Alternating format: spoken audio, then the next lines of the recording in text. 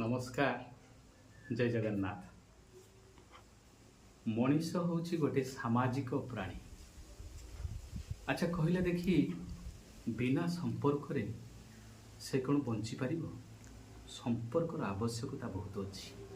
आ भल भाव जानी संपर्क हूँ गोटे चढ़ई परी। जदि आमे ताकू टाइट करिकी धरिबा ना से मरीजिव, आउ जदि ढिला करदेवा से उड़ी जीव। आउ जदि ताकू जत्न रे धरिबा ताहले से आम सहित सबुदिन पई रहिथिब। कहिबार अर्थ बुझी पारुथिबे। संपर्क ठीक सेमिति जदि आमे कठोर हो जिबा संपर्क मृत्यु घटिब। आउ जदि आमे अनुशासन विहीन हो जिबा ताहले संपर्क दूरे जीव निश्चित भाव रे।